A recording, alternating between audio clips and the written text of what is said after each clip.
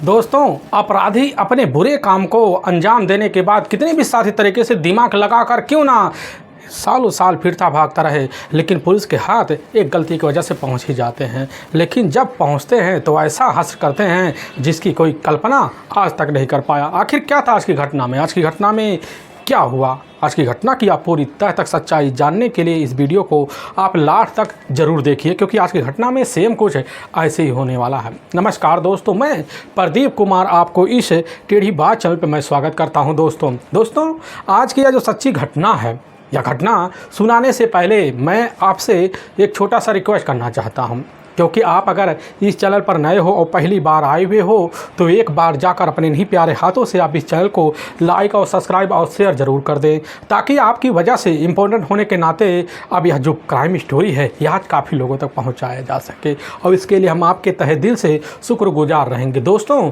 आज की यह जो सच्ची घटना है, यह घटना ठीक राजस्थान प्रदेश और उसी में जाना माना एक जला और जिला पड़ता है, और उसी के अंतर्गत एक खंड पड़ता है इधर भीनमाल, उसी के अंतर्गत एक रामसिंह थाना पर पड़ता है, और उसी के अंतर्गत एक जाना माना मड़ौली गांव भी पड़ता है।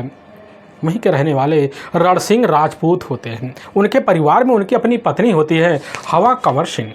उनके टोटल 3 ही बेटे होते हैं। अब बड़ा बेटा होता है अब इधर कल्याण सिंह, और इधर दूसरे नंबर का बेटा अभय सिंह, और सबसे छोटा बेटा गणपत सिंह। उसकी अपनी पत्नी भी होती है और भारती।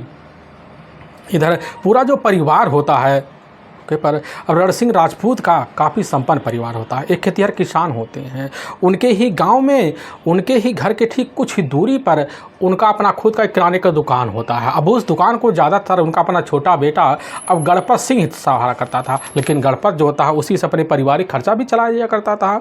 लेकिन गणपत के परिवार में किसी चीज़ की कोई कमी नहीं होता है। परिवार ठकुराना होने के नाते धन और संपन्न भी होता है। लेकिन मैं बात कर रहा हूँ ठीक है अब 27 अगस्त साल 2024 का ही। अब रोज़ की तरह गणपत सिंह जो होता है अपने दुकान पे चला जाता है, लेकिन जब शाम को अब वही 10 बजे के आसपास का टाइम हो जाता तो गणपत जो होता है अब दुकान बंद करके नहीं आता। और रणसिंह राजपूत और उसकी अपनी जो माँ होती हवा कंवर सिंह सोचने लग जाते हैं कि अब तक तो गणपत रोज़ लगभग 1 से 1.5 घंटा पहले आ जा करता था, अभी तक क्यों नहीं आई। और तभी कंवर सिंह अपनी बहू अब भारती के पास जाती हैं, और जब भारती के पास जाती, भारती के द्वारा यही पता चलता है कि वह तो अपना जो मोबाइल होता है मौके पर अब घर पर ही आज रख कर गए हैं दुकान पर। इस बात की खबर जब हवा कंवर पाती है तो उसी वक्त अब अपने बेटे के बुलावे के लिए सीधा का सीधा अब दुकान की तरफ निकल पड़ती है। बकबकाते हुए अब दुकान पर पहुंच जाती है तो देखती है कि शटर जो होता है गिरा हुआ है। वह हैरान रह जाती है कि आखिर हमारा जो बेटा होता है अब गणपत सिंह कहाँ चला गया। और तभी जो होता है अब हवा कंवर सिंह जाती हैं, बगल में पूछताछ करती हैं तो वहाँ पता चलता है कि आखिर में जो होता है लगभग शाम को ही 7:30 बजे के आसपास गणपत सिंह दुकान का शटर बंद करके वह कहीं बाइक उठाकर निकल गया। अब इस चीज़ की खबर जब हवा कंवर पाती है तो उसी वक्त घर पहुंचती है अपने बहू भारती किशोर और अपने पति रणसिंह राजपूत और बड़े बेटे कल्याण को खबर देती है। अब कल्याण खबर पाता है तो अपने भाई की तलाशी करने के लिए जो होता है अब गांव में निकल जाता है। काफ़ी घरों से पूछताछ करता, लोगों के घर जाता, यार दोस्तों के घर जाता है, लेकिन तब भी गणपत के बारे में अब कुछ अता पता नहीं चल पाता है। यहाँ तक कि 2 घंटे का वक्त बीत जाता है, लेकिन तब भी अब गणपत के बारे में अता पता नहीं चल पाता, क्योंकि गणपत का जो मोबाइल होता है मौके पर घर पर पड़ा ही होता है। आखिर उससे संपर्क कैसे हो? अभी इस तरह की मायूसी भरे अब विचार लेकर गांव में काफ़ी खोजबीन करते हैं, लेकिन तब भी अता पता नहीं चलता। पूरी रात उनके घर में अफरा तफरी मच जाता है। लोगों की जुआ पर गणपत के इधर घर से नादारत होने की जानकारी जब लगती तो वह भी मिलकर गणपत की तलाशी करते हैं, जगह जगह खोजबीन करते हैं, लेकिन तब भी गणपत का अता पता नहीं चलता है। लेकिन दूसरे दिन अब जब सुबह का टाइम होता, सुबह के टाइम में इधर जो होता खुद अब कल्याण सिंह अपने नज़दीकी पुलिस थाने सीधा का सीधा अब राम सिंह पहुँच जाता है। और जब राम सिंह पहुँचता तो वहाँ के थाना प्रभारी से मुलाकात करता है और अपने छोटे भाई गणपत सिंह का अब तौर तरीके से जानकारी देते हुए गुमशुदगी का मुकदमा दर्ज करवा देता है। थाना प्रभारी होते हैं, सत्वाना देते हैं कि लग जाते हैं कि जहाँ कहीं वो होगा गणपति अब आराम से घर वापस आ जाएगा, हो सकता है किसी दोस्त के साथ कहीं पार्टी में शामिल हो, लेकिन निकल गया हो।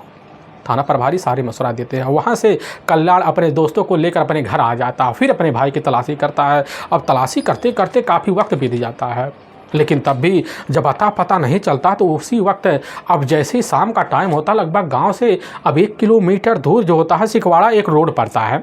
उसी रोड से जुड़ा हुआ एक कोलेड़ा नाडा है, उसी के पास जो होता है एक ग्रिल पुराना पुलिया है।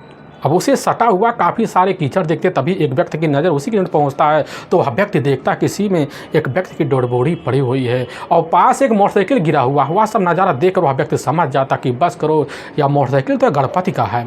और उसी वक्त करीब जाता बॉडी को देखता तुरंत वहाँ चीख पड़ता पता चलता है डेड बॉडी जो होता कीचड़ में गिरा हुआ वह तो गणपत सिंह का है। उसी वक्त इसकी जो खबर होता है गांव में पहुंचते ही जब देता है तो इसकी खबर भारती पाती है और तौर तरीके से कल्याण सिंह और हवा कंवर उसकी अपनी माँ पाते तुरंत घटना पर पहुँचते नज़ारा देखते हैं कीचड़ में भारती और हवा कंवर सिंह वही धाड़े मारकर चीख चिल्लाना शुरू कर देते हैं। इसीलिए इसकी खबर रामसेन पुलिस थाने में पहुँच जाता है।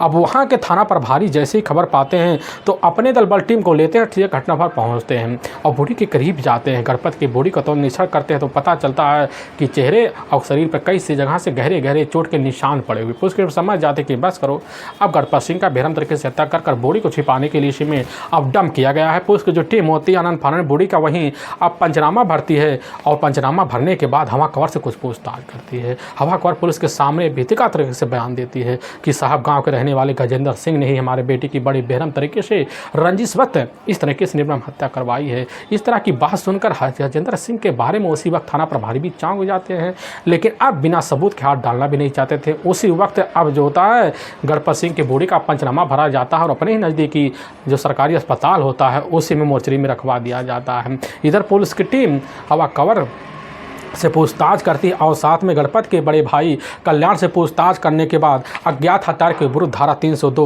और 201 के तहत अब हत्या का मुकदमा दर्ज कर लेती है क्योंकि बिना शंका के गजेंद्र सिंह को अपने कस्टडी में पुलिस अब ले ही नहीं सकती थी। लेकिन पुलिस की टीम सबसे पहले घटनास्थल का तौर तरीके से दोबारा निरीक्षण करती है। निरीक्षण करने के बाद अब सोचा संदिग्ध मोबाइल नंबर गणपत का लेती है। गणपत का मोबाइल तो यही पता चलता है कि उस पर ना कोई कॉल आया था, उसका मोबाइल भी साथ नहीं होता है और पुलिस की टीम अब जो होता है घटना पर मौजूद जितने भी मौके पर मोबाइल नंबर एक्टिवेट होते हैं उनके मोबाइल नंबर के बारे में पुलिस की टीम जानकारी भी लेती है। लोकेशन के तहत पता चलता है 300 मोबाइल नंबर यहाँ मौके पर एक्टिवेट होते हैं। तो इसी में से एक नंबर पुलिस को संदिग्ध दिया जाता है। वह संदिग्ध नंबर के बारे में जानकारी हवा कंवर की अपने मुंह से जुआ होता है गजेंद्र का नाम। और पुलिस की टीम जब गजेंद्र के बारे में जानकारी पाती है तो पता चलता है कि गजेंद्र जो होता है हाँ ठाकुराना है, उसका थोड़ा बहुत रुतबा है। लेकिन पुलिस की टीम अब जो होता सीधा का सीधा पहुंच जाती है टीम लेकर अब गजेंद्र सिंह के पास। और गजेंद्र सिंह से जब पूछताछ करते गजेंद्र सिंह यही कहने लग जाता कि साहब हम तो जो होता है इधर 27 अगस्त को ही और 28 अगस्त को रात अपने घर थे ही नहीं और अपनी पत्नी को लेकर हम तो जोधपुर के लिए निकल गए थे और साहब वहाँ हमारे ससुर की तबीयत काफ़ी ज़्यादा ख़राब थी और हमें साहब बाइक बनवाना था और साहब हम तो ससुराल ही थे। लेकिन साहब हमें सुबह पता चला कि हमारा ही करीबी जो जिगरी यार होता है गणपत सिंह घर से नादारद है और उसका सुबह बॉडी साहब जब हमें पता चला कि गांव के बाहर कीचड़ में मिला हुआ तो साहब हमारे दिल को बड़ा ठेस पहुंचता है। साहब हमें इस तरह की जानकारी मिलकर हमारे दिल को झकझोर जाती है क्योंकि हमारा अपना सहायक भी था गणपत, हमारा कभी कभी मदद भी कर दिया करता कि साहब हमारे ऊपर शंका क्यों किया जा रहा है। सारी बात सुनते हैं पुलिस की टीम और सुनने के बाद अब जो होता पुलिस की टीम खुद गजेंद्र सिंह के मोबाइल नंबर को लेती है, उसके मोबाइल नंबर का पूरा लोकेशन भी निकलवाती है। अब ठीक 27 अगस्त साल 2024 का और जब निकाला जाता है तो पता चलता कि हाँ गजेंद्र सिंह के मोबाइल नंबर का जो लास्ट लोकेशन आ रहा था उस रात 27 अगस्त वाला उस दिन तो उसका मोबाइल जॉन को पूरे दिखा रहा होता है, काफ़ी घंटे ट्रेवल कर रहा होता है और पुलिस के संदिग्ध घेरे में से वह मौके पर छूट जाता है। और पुलिस की टीम जो होती है उसी वक्त इस केस को तौर तरीके से अब लगवाने के लिए लग पड़ जाती है। इसकी खबर जैसे ही हवा कंवर को लगता तो वह समझ जाती कि बस करो ठाकुर घराना होने की वजह से पुलिस बैठा दमना समझा बुझा कर खोरी करके वहाँ से रफा दफा कर दी होगी, जिसकी वजह से हवा कंवर अब पुलिस थाने में पहुँचती है तौर तरीके से वहाँ घेराव मारती है। काफ़ी वक्त बीत जाता है लेकिन पुलिस की जो टीम होती है अब इस केस को सुलझाने के लिए अपने हिसाब से लग पड़ जाती है। पुलिस की टीम अपने हिसाब से काफ़ी मेहनत भी करती है लेकिन पुलिस की टीम इस केस को सुलझाने में तौर तरीके से थोड़े बचते में तौर तरीके से अपने केस को डालना शुरू कर देती है। अब इधर हवा जो कंवर सिंह होती हैं मौके पर अब जाकर थाने के कई बार धरना प्रदर्शन में तब्दील कर देती है, सड़कों पर जाम करना धमकियां देना भी शुरू कर देती हैं। ऐसे करते करते लगभग अब सीधा का सीधा 8-9 महीने का वक्त बीत जाता है और तभी 28 फरवरी साल 2026 को हवा कंवर फैसला लेती है और फिर जाती है जौनपुर में ही अब जो जिलाधिकारी होते हैं उन्हीं के घर के सामने अब भूख हड़ताल कर देते हैं। पूरा परिवार होता है जिसमें गणपत की अपनी पत्नी भी होती है, अपने भाई भी होते हैं। लगभग 1 हफ्ते से 2 हफ्ते तक धरना पड़ा, जिसकी वजह से वहाँ के इंस्पेक्टर साहब पूरी तरह से हिल सा जाते हैं। तब तक माहौल गड़बड़ हो जाता है, लोग तरह तरह की बातें करते हैं और इसी पर नार्को टैक्स की जब मांग चढ़ती है तो इसी बीच जो होता है 3 लोग संदिग्ध घेरे में आते हैं, जिसमें से 2 लोग तो उसी समय तैयार हो जाते हैं। लेकिन इधर गजेंद्र का नाम जब आ जाता है तो उसकी वजह से गजेंद्र यही कहता है कि हम तो कराएंगे, अगर नुकसान होता तो मैं 2 करोड़ रुपए का आपको हर जाना देना पड़ेगा। यह बात सुनकर पुलिस संदिग्ध घेरे में ले लेती है, जिसकी वजह से अब उस केस को उसी वक्त तौर तरीके से लग पड़ जाती है अपने हिसाब से जांच करने में। और उसी वक्त इस केस को सुलझाने के लिए पुलिस की टीम अपने हिसाब से एक टीम गठित करती है। अब जानना चाहती है कि आखिर गजेंद्र का जो होता है क्या रंजिश था, और पुलिस की टीम लोकेशन के तहत अब पता लगवा लेती है और ठीक जो होता है जाकर 17 मार्च साल 2026 को इधर गजेंद्र को अपनी कस्टडी में लेती है और जब थाने बैठाती पूछताछ करती है तो एक ऐसी सच्चाई निकलता है जिसको सुनकर हर किसी के कलेजा भी धंस आ जाता है। पता चलता है इस प्लान में लच्छू देवी और गजेंद्र का ही अपना ही खास नौकर होता है। और पुलिस की टीम जो होती है जाती है अब तुरंत बागाराम में को उसके ही घर से कस्टडी में लेती है। लच्छू देवी को लेकर थाने पहुँच तीनों को बैठाकर पूछताछ किया जाता है और जब 8 से 9 महीने बाद केस का खुलासा होता है, लोग सुनने के बाद एकदम हैरान सा परेशान सा हो जाते हैं। असल में मडौली जो गांव पड़ता है, अब उसी गांव के रहने वाले ठाकुर गजेंद्र सिंह भी होते हैं। उनके परिवार में उनके पति पत्नी भी होते हैं। उनके पास लगभग काफ़ी सारे एकड़ खेतिहर ज़मीन भी होता है, जिसकी वजह से उन्हें करोड़ों रुपये का मुनाफा हर साल हो जाया करता था। उनके पास एक खुद सरकारी टीचर की नौकरी होती है। उनके पास खेतिहर की कोई अब कमी नहीं होता है और उन्हीं का खेतिहर ज़मीन जो होता है मौके पर गांव का रहने वाला बागाराम मिल जो होता है अब बटाई पर ले रखा होता है। वफादार नौकर होने की वजह से घर में तो तरीके से मान सम्मान भी बना होता है। लेकिन वहाँ से कुछ दूर पर लच्छू देवी का अपना मकान भी होता है। उसका अपना पति जो होता है मौके पर अब परदेश रहकर कमाया जमाया करता था, लेकिन लच्छू देवी का जो होता है ज़्यादातर अब ठाकुर गजेंद्र के खेत में काम करने का रोज़ का जरिया होता है। लेकिन इसी बीच ठाकुर गजेंद्र की जो नज़र होता है हद से ज़्यादा उम्र होने के बावजूद जब लच्छू देवी के ऊपर पड़ता है तो एक ही नज़र में दीवाना सा हो जाते हैं। दीवाना होने की वजह से अपनी मन की बात रखते हैं। लच्छू ठहरी गजेंद्र ठाकुर के प्यार में इस तरह दीवानी कि तुरंत इसे स्वीकार कर लेती। फिर दोनों के बीच तौर तरीके से प्यार और रिश्ते पनप जाते हैं। यह सिलसिला चलता है, बराबर चलता है, तौर तरीके से चलता है। चलते चलते जब कई महीनों का वक्त बीत जाता है तो इसी बीच जो होता है ठाकुर गजेंद्र के मोबाइल में काफ़ी सारे वीडियो आपत्ति वाले आ जाते हैं। लेकिन वह वीडियो अचानक जो होता है अब गणपति के पास पहुँच जाता है और गणपति जब वह वीडियो देखता तो उसी वक्त लच्छू देवी के पास पहुंचता है, क्योंकि लच्छू देवी का जो मकान होता है और गणपति के दुकान के ठीक सामने होता है, आना जाना भी होता है। लेकिन जब दुकान पे आती है लच्छू देवी तो उसी वीडियो को दिखाता है, उसी वक्त पैसे ऐंठने की कोशिश करता है। लेकिन लच्छू देवी जो होती है अपने परिवार और ठाकुर की इज्जत के बचाव के लिए पैसे देने के लिए सहमति ले लेती है और वह देना शुरू कर दी। लेकिन जब जानती हमारे जेब खाली होना शुरू हो गए, बार बार गणपति के दबाव से परेशान होती है। अब इसकी खबर जो होता है जाकर अब गजेंद्र को दे देती है। गजेंद्र जब फतक पाता है तो इस तरह खबर पाने के बाद उसी वक्त हैरान और परेशान हो जाता है, क्योंकि लच्छू देवी कह देती कि अगर वीडियो वायरल हो गया तो परिवार की बदनामी, ठाकुर बदनामी स्वाभाविक है, लेकिन अगर बदनामी होगी समझ लो पूरा परिवार बिखर जाएगा, कहीं का नहीं रहेगा। अब ठाकुर गजेंद्र सिंह जैसे इस तरह की बात सुनते हैं तो अपने बेटे जो होता है अब राजेंद्र को इस तरह की जानकारी, राजेंद्र खबर पाता है, कहने लग जाता है कि देखो लच्छू इस तरह की जानकारी अगर हमें दी हो तो इसको सुलझाएंगे ज़रूर और हम बात करेंगे गणपत से। अगर नहीं मानता कुछ और रास्ता निकाला जाएगा। और तभी उसी बीच जो होता है अब राजेंद्र जो होता है अपने ही नौकर अब बागाराम मिल से मुलाकात करता है, उसे अपने प्लान में शामिल कर लेता समझाने के लिए।